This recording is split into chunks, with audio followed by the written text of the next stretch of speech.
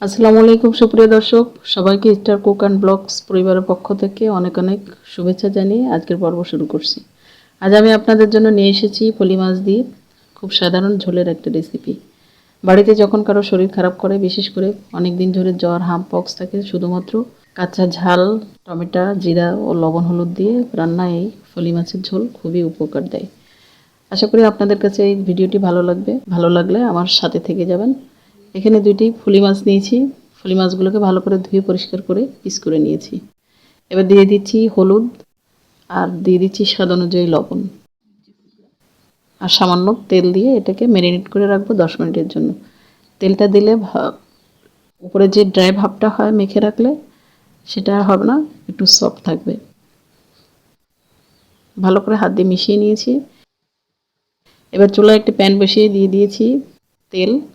তেলটা একটু গরম হয়ে আসলে আমি এক এক করে মাছগুলোকে দিয়ে ভেজে নিব। এখানে মাছটা খুব বেশি ভাজা যাবে না, ভাজলে শক্ত হয়ে যাবে। এই মাছটা যেহেতু পাতলা, খুব বেশি ভাজি করলে স্বাদটা ভালো আসবে না। আর তাছাড়া মাছটায় খুব কাঁটাও থাকে। অবশ্য যে মাছে যত কাঁটা বেশি সে মাছের স্বাদটাও তত বেশি। সেই জন্য বেশি ভাজলে কাঁটা বেছে মাছটা খাওয়া একটু কষ্টকর হবে। এবার যে তেলে মাছটা ভেজে নিয়েছি একে একে, সেই তেলে একটু জিরা আর মশলা ফোড়ন দিয়ে নিচ্ছি। এখানে দেখতেই পাচ্ছেন 2 টুকরা দারচিনি আর এলাচ ফল দিয়েছি।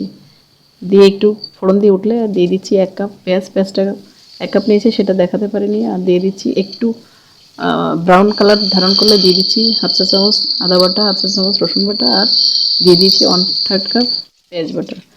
পেঁয়াজটা যখন একটু ভাজা ভাজা হয়ে আসছে সেই পর্যায়ে দিয়ে দিচ্ছি একটা টমেটো কুচি, দিয়ে একটু নাড়াচাড়া করে কষিয়ে নেব। এবার একটু পানি দিচ্ছি যাতে টমেটোটা সফট হয়ে আসে। আবার অন্য মশলাটাও অ্যাড করবো যাতে মশলাটাও পুড়ে না যায়। প্রথমে দিয়ে দিচ্ছি ধনিয়া গুঁড়া, হাফ চা চামচের একটু বেশি, 1 চা চামচই হবে। আর দিয়ে দিচ্ছি হাফ চা চামচ মরিচ গুঁড়া। মরিচটা যার যার স্বাদ অনুযায়ী দিয়ে নেবেন। আর দিয়ে দিচ্ছি 1 চা চামচ হলুদ আর স্বাদ অনুযায়ী লবণ। আমরা যেহেতু মাছে লবণ দিয়ে মাছ মাখিয়ে নিয়েছি, সেক্ষেত্রে বুঝেই দিতে হবে। মশলাটা ভালো করে কষিয়ে নেওয়ার পরে যখন তেলটা ছেড়ে দিয়েছে সেই পর্যায়ে আবারও একটু পানি অ্যাড করে দিলাম টমেটোটা আরও একটু গলে আসার জন্য, আবার মশলাটাও একটু ভালো করে কষিয়ে নেওয়ার জন্য।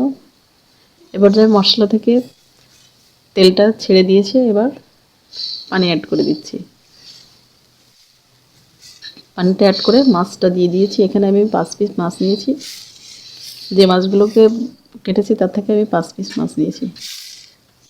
এটাকে 10 মিনিটের জন্য ঢেকে রান্না করব। এই পর্যায়ে আমি 10 মিনিটের মাঝে আমি কয়েকবার একটু উল্টে পাল্টে নাড়াচাড়া করে নিয়েছি। এই পর্যায়ে চুলার হিটটা আমি মিডিয়াম হিটে রেখেছি। রেখে লবণটাও একটু চেখে নিয়েছি, লবণ একটু কম ছিল, সেটাও অ্যাড করে দিলাম। আর দিয়ে দিলাম কাঁচামরিচ 4টা। এবার রান্নার এই পর্যায়ে তেলটা যখন একটু উপরে ভেসে আসবে বুঝবেন রান্নাটাও হয়ে গেছে। এবার দিয়ে দিচ্ছি ধনিয়া পাতা। ধনিয়া পাতা দিয়ে আমি 1 মিনিট ঢাকনা দিয়ে ঢেকে রান্না করব। যদি 1 মিনিটে বেশি রাখেন তাহলে ধনিয়া পাতার যে একটা সুন্দর ফ্লেভার সেটা একটু হলেও নষ্ট হয়। সেজন্য 1 মিনিট ঢেকে রেখে রান্না করেছি। এই পর্যায়ে চুলাটা অফ করে দিয়ে ঢাকনা দিয়ে ঢেকে রাখছি।